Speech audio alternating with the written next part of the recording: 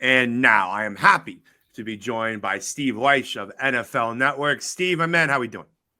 Brendan, I'm great, man. Thank you so much for having me on. This is cool, man. I love the show. I love you taking this opportunity and appreciate you reaching out. Yeah, thanks for jumping on, man. Really appreciate it. I know it's a super busy time. You just got a promotion, by the way, at NFL Network. So congratulations on that. Been a big fan of your work for a while. And I'm happy to have you the day after week 1 of NFL Sunday. So there's a ton to talk about. Yeah, man. Thanks for that. And the one thing I will say after week 1, a lot of the teams that won aren't as good as you think. And a lot of the teams that lost aren't as bad as we think. And there are 2 teams that tied. So we still have to wait to figure out what they are. Exactly. So let's jump into the first question here. I think this is a good place to start. Steve, what was your biggest takeaway from Sunday's action? Ooh, well, I mean, it always happens, but the injuries. I mean, to Dak Prescott, to T.J. Watt. I mean, these are 2 injuries that could really affect these team seasons, especially Dak Prescott, because the Cowboys. And we were talking about it in training camp, my NFL Network colleague, Andrew Siciliano, and I, about how they are not equipped at backup quarterback if Dak goes down. And now they may not have him for 5, 6, 7, 8 games. So that's Cooper Rush is in there, and I'm not trying to sit here and pile on him, but the good teams have pretty much kind of insulated themselves a little bit with some decent experienced backup quarterbacks. The Cowboys did not, with a quarterback who's had some injuries. So, yeah. And then T.J. Watt with the Steelers, man. I mean, not having him, it's a huge blow. You saw how impactful he was yesterday before he tore that pec. So we'll see how long he's going to be out. But, the injuries are always a big one. And the other takeaway was just, look, a lot of teams, it started Thursday night, a lot of teams that did not play their starters in the preseason looked real rusty at the very best for a half. And a lot of teams for a full game. But, certain coaches have certain theories. Some teams got caught and took an L for it. Other teams were able to rally, like the Saints. But I think that's another thing that kind of struck me across the board. You named off a bunch of games that I wanted to touch on. We're going to start with the Sunday night game from last night. Steve, is it time to panic? Hit the panic button in Dallas. Well, I mean, I'm sure Cowboys fans are. Yeah. Because of Dak's injury. But, I mean, look, even before the injury, when Dak was in there, their offense looked terrible. They looked horrible. I mean, Dak was getting hit. They had some sporadic runs. I thought Ezekiel Elliott looked pretty good. But the Buccaneers had no fear of Dallas's wide receivers. So Todd Bowles was just dialing up whatever he wanted to because he didn't think that Dak would make him pay because the guys he had out there could get single covered. So that's an issue. I mean, not having wide receivers and just the concerns we had about the offensive line and some of the injuries they had going in, they surfaced against a very good defense. I will say this, Dallas's defense is not going to get talked about because of the injuries to Dak and everything. That defense played well. Yeah. They held Tom Brady, I think, with 1 touchdown. Only gave up 19 points, and they were in his face for most of the night. So the defense is going to have to do what it did last year, get a bunch of takeaways, and score some points to offset what could be a long stretch offensively for this team. Yeah, what really struck out to me yesterday is even, like you said, the Dallas offense wasn't very good with Dak even in the game. And the throws that Dak was making, the receivers had no separation. Like, you could tell that this offense was desperately missing. Amari Cooper was desperately missing Michael Gallup, who will be back at some point. But even with Dak Prescott on the offense, you're right. They struggle because they just don't have the talent that they used to have around them. Nope. It's elsewhere. Yeah, exactly. Okay. This is kind of my biggest takeaway from the first week, and this includes the Thursday night football game. In my opinion, the Chiefs and Buffalo Bills have kind of established themselves as the best 2 teams in the league. I actually thought that heading into the season. Are you on that bandwagon that the Chiefs and Bills are maybe just a step above everyone else? Well, nobody's established themselves yet. It's 1 week. I mean, I've covered this league long enough to know that week 1 is fool's gold, and week 2 might be fool's gold as well. We've seen times in the Patriots that started out 2-2, 2-3, and then all of a sudden they win a Super Bowl. So, but there are some things coming into the season. The Bills clearly in the AFC. Well, I won't say clearly, but they are definitely one of the favorites, as were the Chiefs. Everyone is trying to crown everybody else in the AFC West with Andy Reid, I still think they're the team to beat. We'll see. There's some other teams. I mean, the Bengals took the L, and I thought they'd be better. That offensive line looked pretty atrocious Sunday, but they've got time to get better. But I don't know if there's necessarily a large gap with the Chiefs and the Bills ahead of everybody else. Okay. There's just so much season left to play. But like even before the season, right? Like it looked like in the divisional round last year in the game that they played, it looked like, okay, this is like the Super Bowl, if that makes sense. Like those two teams were just so good. And the way that they came out, and just the Chiefs offense, it kind of reminded me almost of like maybe early 2000s, like Andy Reid McNabb offense a little bit, right? Like they were doing under center stuff. They had some fullback action. Like Andy Reid was in his bag of tricks yesterday, and this stat killed me. They ran 66 offensive plays yesterday. They had 33 first downs. Half of their plays went for first downs. So it's amazing. Yeah. So Steve, what do you make of the Chiefs? Like, what do you make of kind of this new look offense? I like them. Look, Andy Reid's going to reinvent the offense without Tyreek Hill. Whatever, he's going to reinvent it. Like you mentioned, with the Eagles, he did it time and time again, with the Brian Westbrooks of the world, with some of the weapons that he had with Donovan McNabb. And then when he had to move on, the way he was able to reinvent, from kind of a heavy, big offensive line, to an athletic offensive line run scheme. So, I know losing Tyreek Hill was a blow because nobody can run like Tyreek Hill. Mm-hmm. But now if he's got to win by all the underneath stuff, he'll win with all the underneath stuff. Mm-hmm. I mean, more and more teams, you saw Buffalo try that, some with the Rams, and Rams try that with the Bills. More and more teams are going to try to do that instead of blitzing and being aggressive against some of these quarterbacks. But look, the Chiefs, the big thing with me with the Chiefs is they turned over so much on defense. And, they're probably going to have some growing pains early in the season, but by the midpoint of the season, some of the new length and athleticism and speed they got on defense, that's where they can end up being a step ahead of a lot of other teams. Okay, so the New Orleans Saints, you brought it up earlier. They had a miraculous comeback. It was probably one of the better games of the week. Jameis Winston, I think, had 28 passing yards in the first half and then just took over in the second half. Steve, what do you think the New Orleans Saints outlook looks like for the rest of the season? The first half of the game that we saw? Or do you think we'll kind of get maybe the Michael Thomas, Jameis Winston dominance in the second half of the rest of the season? Yeah, I mean, it could be a mix. It could be a mixture of both because, look, the Falcons were dialing up all kind of smoke on Jameis Winston in that offense early. They were not prepared. They looked like a team that didn't practice much together, which was true, or work much together with the first-team offense in the preseason games. And the Falcons, I mean, Grady Jarrett and, Arnold Ebiketie, the rookie out of Penn State. I mean, these guys were just killing that front in the first half. But then they settled in the second half, in part because the Falcons backed off. In the fourth quarter, they got in that prevent defense, and James was like, I've got holes in the secondary, and I've got time now. And then once Michael Thomas started rolling, that opened up the field for Jarvis Landry, for Chris Olave, and then Jameis was in his bag. Mm-hmm. I mean, I think he had 216 yards in the fourth quarter. And, I mean, he was making some incredible throws. Because on both those touchdown catches that Michael Thomas made, A.J. Terrell, one of the better corners in the end, it was all over him. But Jameis has put the ball in a place where Terrell couldn't get it. So if they can get going, they should really feel good about themselves after the way they closed that game. I'm talking about Jameis and the skill players. If they can keep that going, it could be a big problem for some teams in the NFC because defensively, they're always going to be stout. Falcons caught them a little bit early because they've got a mobile quarterback now in Marcus Mariota, but then once the Saints defense settled in the second half, Atlanta could barely move the ball. Yeah, and you brought up like the Falcons had kind of a good first half.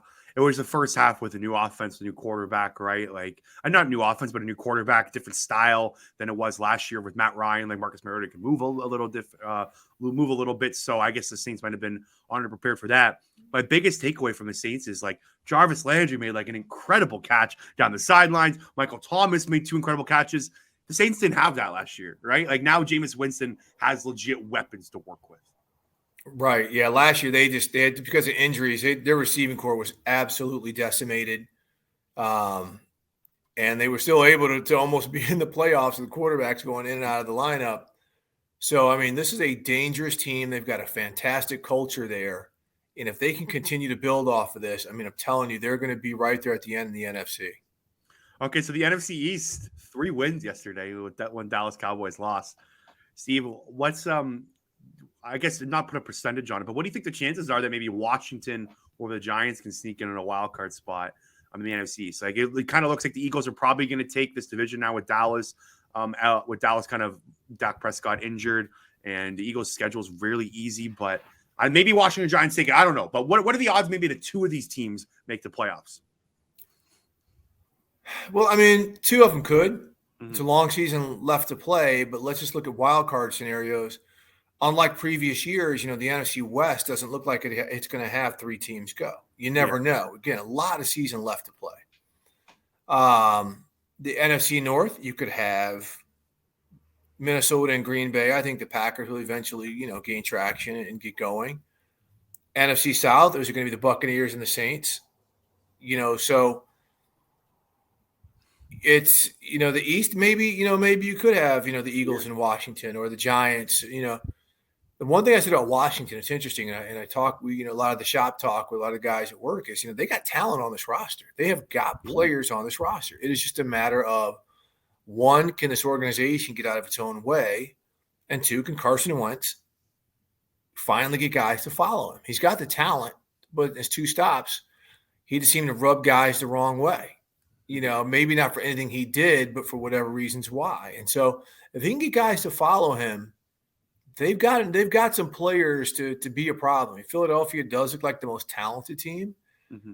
But when it comes to this division, it is always a record that's kind of barely over 500 that gets in, and maybe you'll have 2 of those teams this year. Yeah. My dad's a diehard Washington football team or Washington Commanders fan now, and I texted him, like, how was the Carson Wentz experience? And he's like, it was a roller coaster. And I said, yeah, that sounds about right. That sounds about right. That's what Carson Wentz spot on, yeah. Yeah, exactly.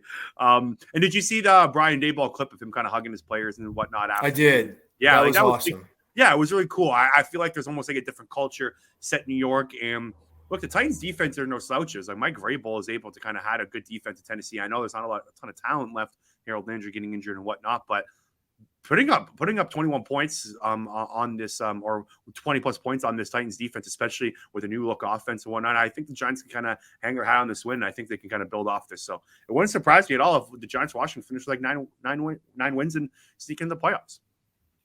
We'll see, man. It's one game. This is one breadcrumb. I know. Hey, it's overreaction Monday, Steve. We got it. You are really cranking up the overreaction here. Okay. So maybe an overreaction here as well, but AFC South, not a single win in the AFC South. And 2 teams played each other in the same division. I don't think that's ever happened, but hey, they're tied. They're tied for the lead. Yeah, exactly. And I guess they could take that. Yeah. In your mind, are the Colts still the favorites to win this division? Yeah. Yeah. I mean, I think they'll get it going. Okay. I mean, you could see that they were rusty, and I think Houston is a team that's going to surprise people. I'm not saying they're a playoff team, but they're a team that's going to be just a thorn in people's sides. And Lovie Smith got real conservative there at the end to potentially cost his team a win. He's got to open it up a little bit more. This is an organization where go ahead and take chances. I mean, why not? Why play it safe when things have been so dismal in Houston the past couple of years? So I still think the Colts will come around. They were down big. They rallied to tie. And this was a game where I just think they didn't have enough time together in preseason to kind of work out some of the kinks. But now it's about to get real. So let's see what they do from this point on. Matt Ryan's got to get it together a little bit. I think once he does, he'll be consistent. And with the rest of the talent on that team, to me, they're still the team to beat in the division, even though the Titans will probably be there at the end as well. I'm glad you brought up the Texans because that really frustrated me because David Culley kind of did the same thing last year. And it almost seems like they're not like you want to try to win, right? You don't want to just try to like hold as many shots back as possible. You want to go out there trying to put W's on the board. And it just seems like it's almost like cutting from ownership, maybe because Culley was punting really like I don't know, like where is this coming from? Like why is Lovie Smith and David Culley kind of have the same philosophy, right? Like I don't know where this is possibly coming from because that was a winnable game for Houston yesterday. You got to play to win and not to lose, man. And they've got to shake that. You got to play to win and not to lose. And like Brian Daboll did. Brian Daboll said, hey, if we lose by 1 on the road, we lose by 1 on the road. Yeah. Right? But guess what? We won by 1, and now everybody says I'm a freaking genius and I need a wheelbarrow to carry you know what. Okay, you brought up the Pittsburgh Steelers. It looks like so we haven't got a specific designation on TJ Watt's injury yet. Yeah, it looks like it's going to be coming out tomorrow. If he has surgery, he's most likely not going to be back. If he rehabs it could take a month or two. But let's talk about if TJ Watt is out for long term. Do you think the Steelers can survive an injury like that? I mean, they'll be in the mix. They'll be in the mix with what? They forced, 5 takeaways and we're still on the ropes? Mm-hmm. You know, if the Bengals didn't lose their long snapper, they probably would have lost that game because it was a bad snap. And how about this? The guy who replaced the long snapper who tore his biceps is the guy who plays on the end on the point after team who would have been responsible for blocking Minkah Fitzpatrick. Yeah, that's a good nugget. I didn't know that. Yeah, how about that? So, look, but to get back to the Steelers, they're always going to be a tough out. Right? Trubisky wasn't great, but he was fine. They've got to run the ball better. And it was an ugly win. I mean, no surprise, division game. First game of the season. The Steelers will settle in. They'll figure some things out offensively. And if they don't have Watt, some other guys have to step up. I mean, they've got some talent, but he's just such a game wrecker. I mean, he had 2 sacks early on, I think an interception. That interception was unbelievable. That was one of the best interceptions. It was unbelievable. Yeah. It was great. So they've got to – I mean, they can't – they're going to – he's going to be gone for a while anyway, and that's the type of organization where Mike Tomlin won't let them feel sorry for themselves. So we'll see. I mean, their division, the Ravens look like the cream of the crop. The Bengals, I think, will tighten things up. So they could be there. I mean, but a lot of this is based on, my faith in Mike Tomlin to coach his guys up from week to week. Never a losing season in Pittsburgh. Can never count them out. How about that? Yeah. And I feel like Cam Hayward's got to be the most underrated football player in my lifetime. The guy just continues the ball. Like, he was awesome yesterday as well. Great player. Yeah, such a great player. Okay, I want to transition. You brought up Baltimore. They played the New York Jets. I want to talk about both those teams. Let's talk about the New York Jets. So Joe Flacco started yesterday. Robert Saleh came out today and said that Joe Flacco is the starting quarterback for now. Sounds like Zach Wilson won't be ready for at least a week or two. What should Jets fans think about this? It doesn't seem like there's very much optimism or kind of rush to get Zach Wilson back there. What does the future look like with Zach Wilson in New York? What are your kind of thoughts around all this? Well, I mean, it doesn't matter when he gets healthy. Mm-hmm. And so the rest of the guys have to play. I mean, Zach Wilson was out a lot last year. So it's not like this is a new phenomenon. They've got to, they've got to prepare to operate without him from time to time and be a better football team than they were. We can say we want about Joe Flacco. Do you put Mike White in there? We'll see. Robert Saleh said, I'm going to keep receipts, for everyone who's mocking the Jets right now. And, look, the Jets fans have had to deal with this for a long time. So there's some CVS length of receipts, of disenchantment with this club. But they've got it. I mean, they've got to figure it out. I mean, even with Flacco in there, they got to be able to run the ball better than they've been able to run the football. They've got a lot of talent, but they've got to be. I mean, the Ravens are not the ideal team to run against. They've got a good team, but we'll see. Even when they get Zach Wilson back, we'll see. We just don't know, and people right now are kind of coming down on Robert Saleh. I think Robert Saleh is a good coach. This is an organization that systemically has not been patient, has not allowed GMs or head coaches to build or not hired the right GMs or head coaches. So there's some systemic things in here too. So if Robert Saleh can turn things around like Zach Taylor did in Cincinnati, where there's been a lot of systemic losing, okay, then that's changing the culture. But you've got to get people to think that they can win. And if you can get those guys to buy into you and think that they can win, they'll surprise themselves and surprise a lot of us by winning some ball games we don't think they can win. So Lamar Jackson went into this season without a contract. He's betting on himself.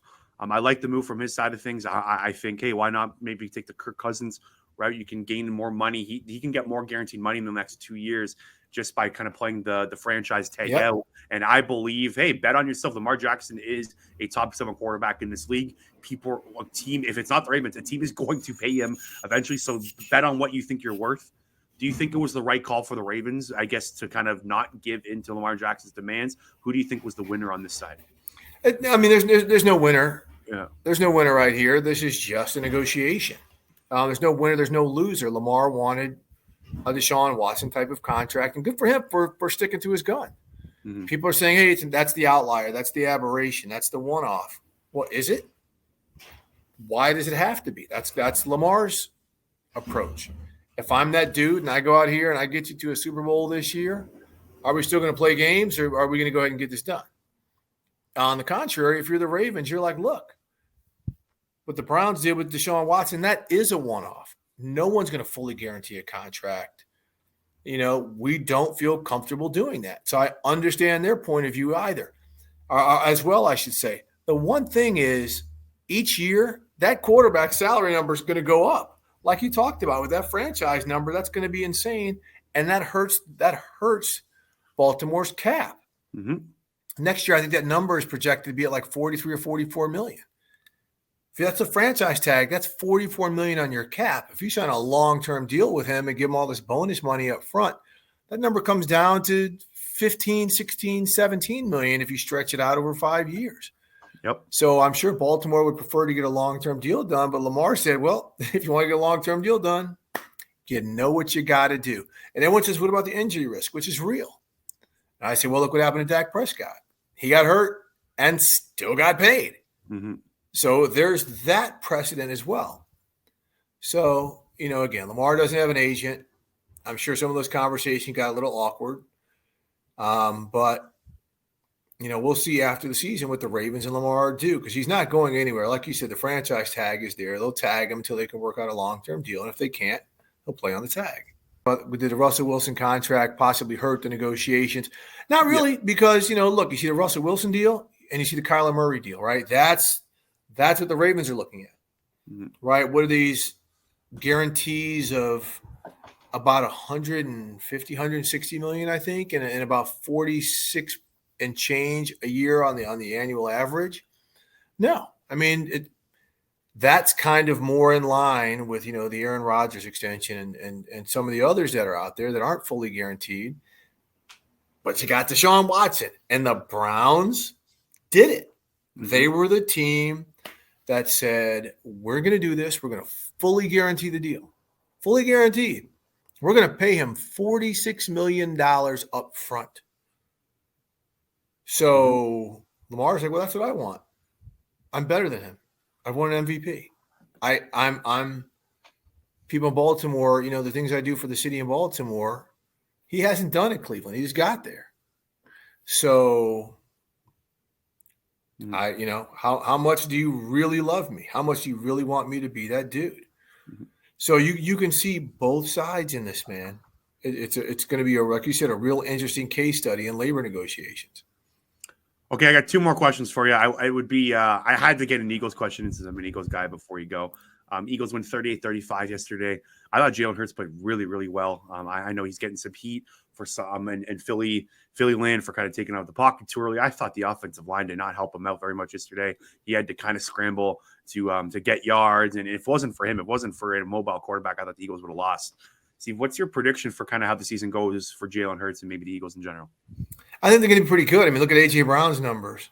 And by the way, Eagles fans giving a quarterback heat, gee, there's a novel concept. Yeah. They give people heat if they cross the street before the light turns fully green. Look, I think the Eagles are going to get better. I think their defense is going to get better. Credit to the Lions for giving them hell. Yeah, I mean, that's going to be the Lions are going to be a freaking feisty team, man. They're going to really bother a lot of opponents this year. So, look, it is week 1. There are going to be flaws in the game. It's a lot of people are panicking. A lot of people think, okay, this sets the tone for us to freaking go, 12-5, 13-4. The Eagles are going to have some ups and downs. And what they do, the more tape people get on Jalen, leaving the pocket and this and that, they're going to kind of come up with game plans to stifle him, where he's going to have to stay in the pocket and make plays. He's the type of player who's going to put in the work to get it done. Getting him A.J. Brown to go with Devontae Smith. They've got weapons, right? They've got a running game that will work once the weather gets bad. Mm-hmm. And I think they've established a roster of very good defensive players. You ain't going to see them playing in too many more 38-35 games. Those numbers are going to come down on both sides. So to get a win like that, when you've got to put up those numbers, goes to show you that they believe in themselves a little bit, which is something very positive. Jonathan Gannon might be public enemy number one in Philly right now, defensive coordinator in Philly. Their fans are not too happy with him. I think a little bit rightfully so. Jordan Davis didn't play very much yesterday. 13th overall pick was almost kind of in like specific packages. So but everyone said he's going to be in specific packages. He is a run-stopping defensive tackle. But as a 13th overall pick, you want to see him kind of blemish and gather more opportunities and whatnot. But you are right. There's probably they have a win. They got a win.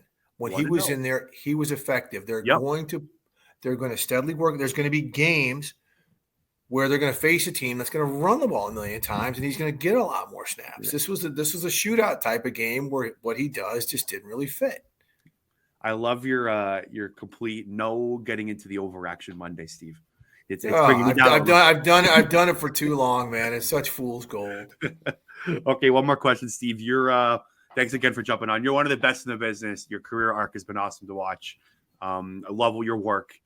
If you could give one piece of advice for someone in this business, maybe just starting out, or at my point, just getting a full-time job in this business, just one piece of advice for someone looking to kind of be what you have accomplished, what would that piece of advice be? Wow. I would think it's going to sound a little corny, but it's very valuable, is to treat everybody well, right? To treat everybody well, because relationships are everything. From the people you cover, like even if it's hostile or whatever, like you don't have to have a kiss ass relationship, right? Where you're always speaking positively, because you can't ever underestimate the intelligence of the sports fan or people involved in sports, because this is one of the few entities in life where somebody with an 8th grade education can have the same conversation with somebody who's got 2 master's degrees, right? We can still talk about the Eagles and their fans on the same level. Yep. So you have to treat everybody well. So the relationship you have with the people you're working with, the people you're working for, because, everyone changes teams as well, right? This coach gets fired. He goes to that team as a defensive coordinator. Having those relationships and being able to establish credibility and trust, because, the one thing that has really served me well is, a lot of people you deal with, they will tell you like a ton of stuff to test you, to see if you're going to go dump it all in an article or dump it all in a report, or if you're going to finesse it for when it has the most impact. And me, I've always finessed it, because I always have to say to myself when I was a long-term newspaper guy, or what I'm doing now more so on TV, what does the fan of that team or the audience I'm addressing really need or want to know? Do they want to know this whole alphabet soup of information that I have? Or do they want something that is highly impactful, even in the moment? And some of this other stuff I can save or package when it really matters more down the line. So establishing, again, treating people well, because by treating people well, you'll establish trust. And then the next domino after establishing trust is you'll establish credibility. And there's nothing more important than having credibility if you are going to be a journalist, because the second your credibility is questioned, then you're done, right? If people don't think what you're saying means anything, or if you're just saying it to be contrary or to be obnoxious, you'll have a certain audience, but not the audience that matters. And to me, that's, credibility is the most important thing to my character, to my integrity as a human being, and for what I do for a living. That's great advice. I didn't think of it that way. You made a good point. Like 8th grade education to 2 master's degrees. Everyone's sports fans, right? It goes across the world. That's a great. Trust me, there are those people with that type of education level right now debating whether Jalen Hurts is good or not. That's a great way to look at it. I've never thought of it that way. That's great advice. Steve, Steve Wyche of NFL Network, thanks so much for doing this, man. Really appreciate it. Is there anything you want to plug in before you go? Nope. Just listen to the podcast, the Double Doink podcast with Brendan Deeg. I'll plug that, baby. There you go. Plug that one. But thank you so much, Steve. Make sure to follow Steve on Twitter at Wyche89. At Wyche89 on Twitter. Great Twitter follow, Steve. Thanks again for doing this and enjoy the season. Appreciate you, Brandon. You too.